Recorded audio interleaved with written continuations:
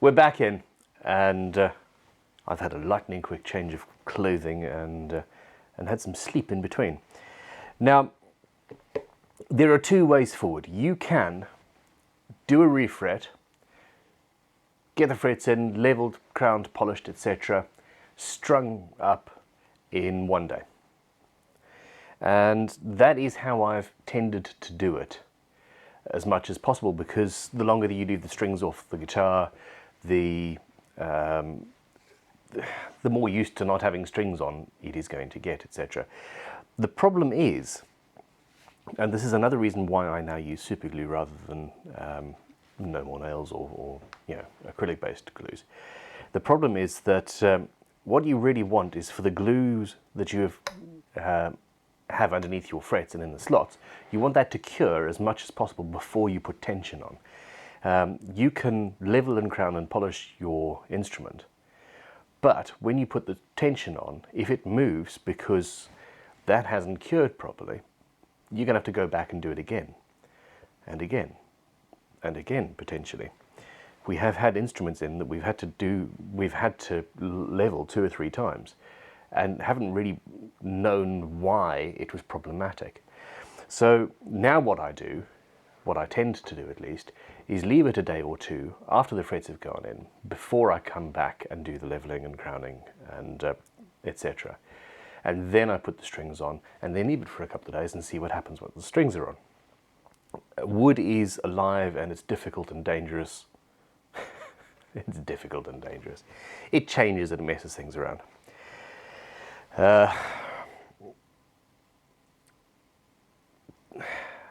Leveling frets is a problematic, and it's one of those tasks that if it goes well and according to plan, you think nothing of it, and that might be 9 out of 10 fret leveling jobs. But the 10th one, we've just had one in recently, a bolt-on necked instrument, where we leveled the frets, took the neck off the body, leveled the frets, absolute perfection, measured and fret rockers and all that jazz, and then put it back on, and without even putting strings on it, the entire character of the fretboard changed. And it turned out that putting the tension of the screws in the neck was creating a strange hump underneath the 16th, 17th frets. And it took 2 or 3 levels before we realized what was happening and how and why. And yeah, basically attack this with an open mind, whether you've never done this before, or whether you're doing your 50th fret leveling job. There are always interesting challenges to be faced. Anyway, back to this particular task. The frets are in, the glue is cured, and I need to take the fret ends down, and we need to do that at the correct angle. What that correct angle is a different story. We at Crimson Guitars make a fret end beveling file, and this takes it down to 33 degrees basically. There are other people out there who swear that 15, 20 degrees is better. Gives you more playing area on the top of the fret, and I think it's in the end down to personal preference. This time I'm sticking with 33 because I want to match as close as possible the feel of the fret nibs, the binding nibs that we had before. So here we go.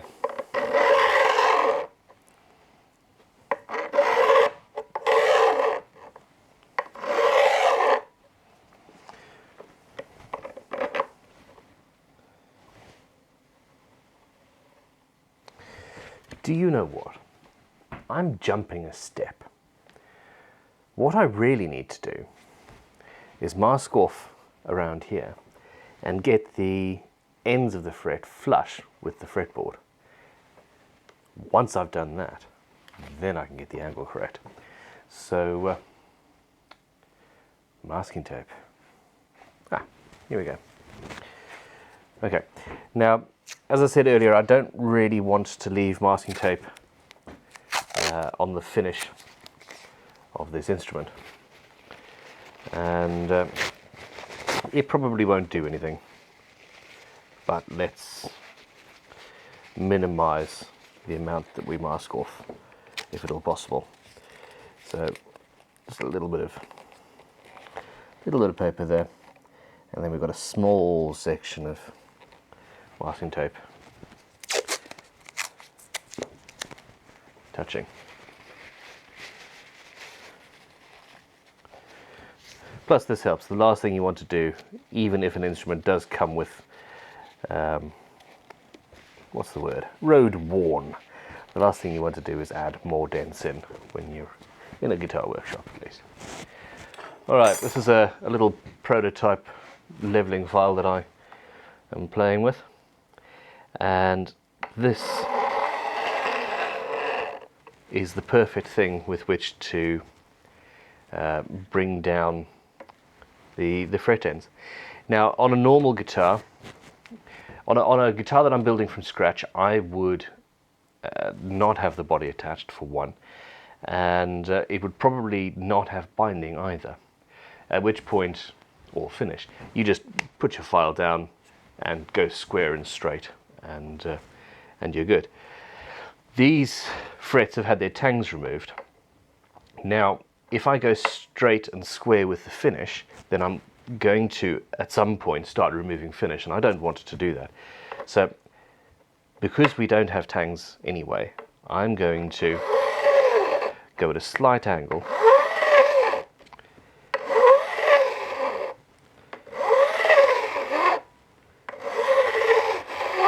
Not quite the 33 degrees that we want with the fret end beveling file.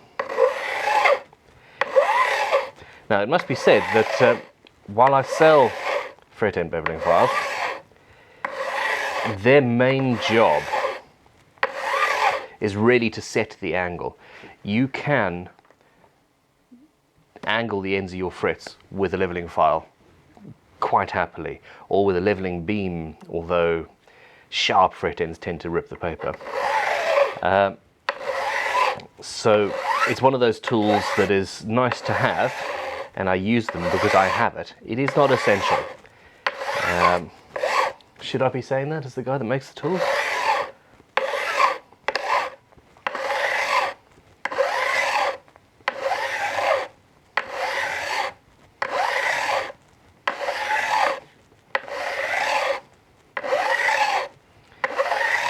Now, at some point, you will hear a different sound, and that sound is what we're after. That's when I'm no longer hitting just metal, that's when I'm hitting the binding as well.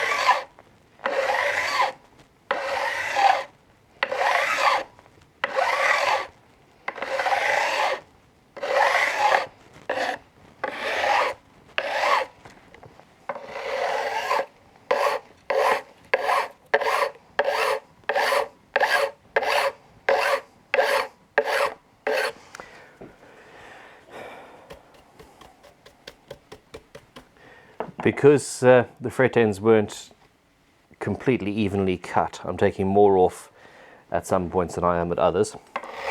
So you've just got to look at it and be intelligent about this.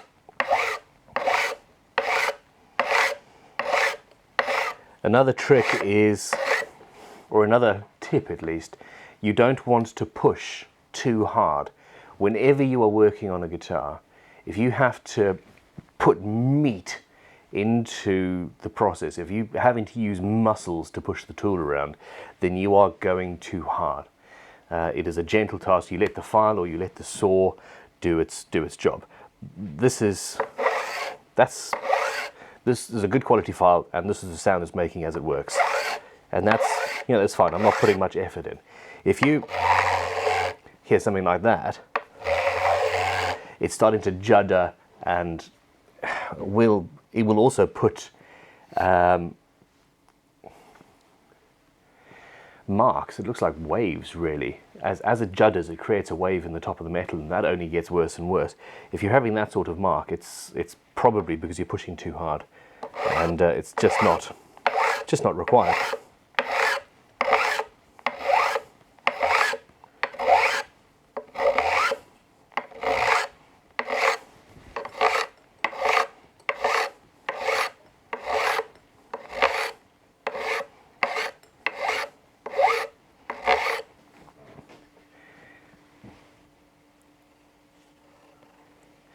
the sense of touch is essential here.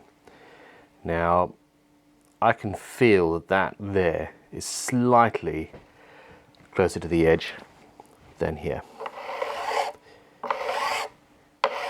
And here you can hear the difference. This is the metal, and this is me just taking a little bit of metal but fretboard material as well. So now on to the fret end beveling file.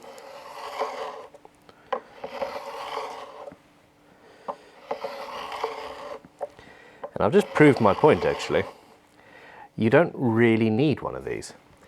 The fact is that I have just, through sheer habit, put the correct angle on the end of my frets with the leveling file. So there we go. Always keep a brush here and keep it clean. Now, what I'm going to do then is show you the fret end dressing file. So this is a little rectangular file. You've got a perfectly flat surface on one side and a curved surface on the other. And what you do is round the fret end over and then shape it. And this flat surface protects the fretboard while you're going around like that, and the curved surface protects it as you round the end over.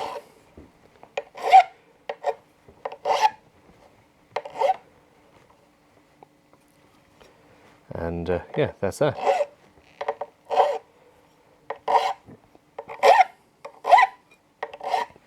Now when you're doing this, the last thing you want to do is make your round go into the top of the fret. You are just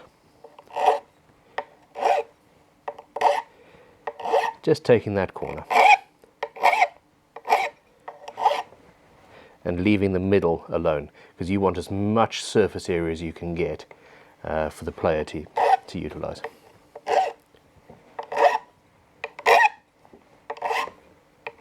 And this is just making those frets much more comfortable. Now, this is sort of stage one. This is a file that I'm actually experimenting with. It's not the production file. You can get a much finer file. For example, this is another little experiment, to be honest. This is a tiny, tiny crowning file.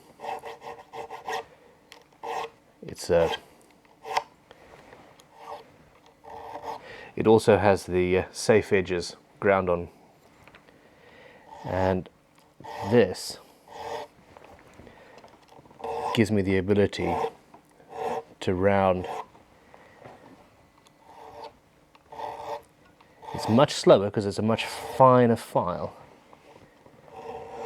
but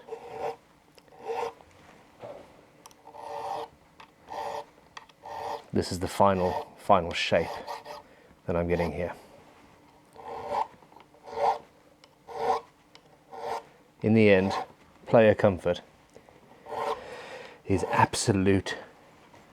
It's the most important part of this entire process. So the more comfortable you can make these fret ends, the better.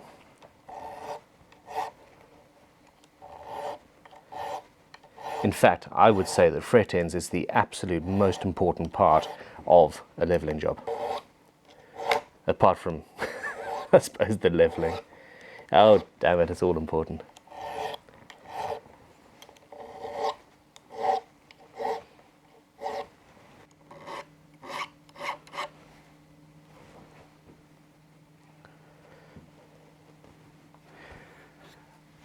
Both sides done. Now, in a guitar, the fretboard is the first thing you will ever finish building. And the first part of the fretboard that should be finished entirely is the fret ends. Before you level, you want those absolutely polished.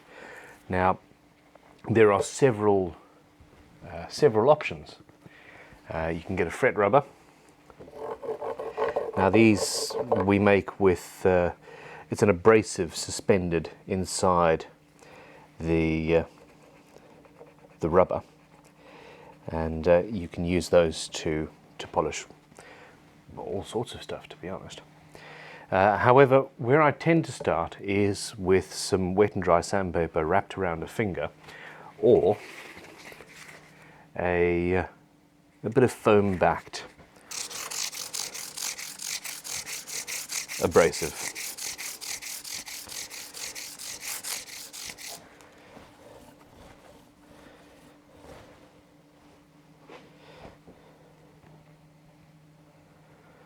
Which in this case is being a little bit too soft. So 600 grit wet and dry paper.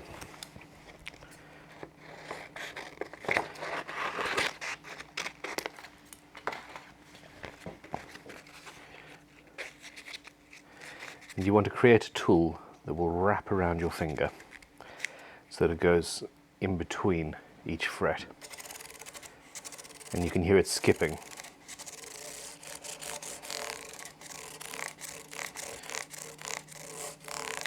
Okay, now the thing with doing it this way is that it is going to hit the binding and round the binding over slightly.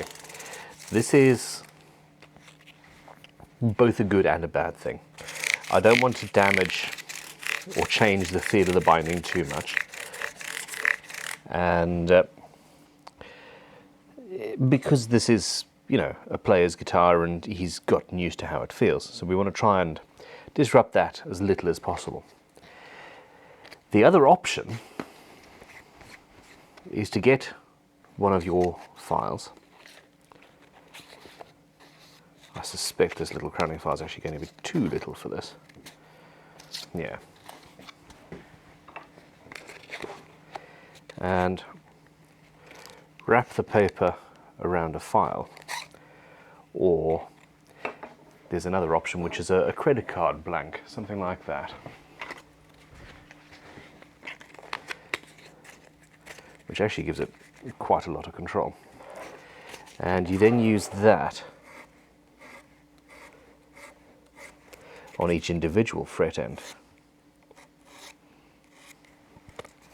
And now this is a lot more laborious, a lot more. But if you want perfection, this is one of the options.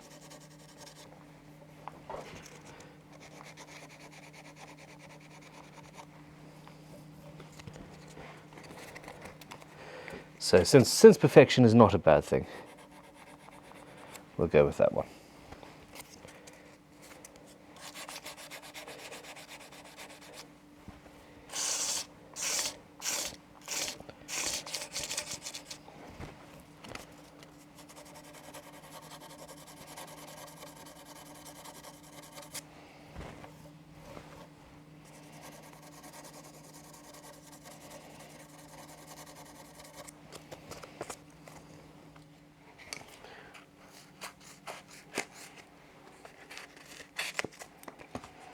Small piece of this.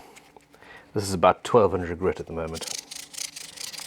And just gently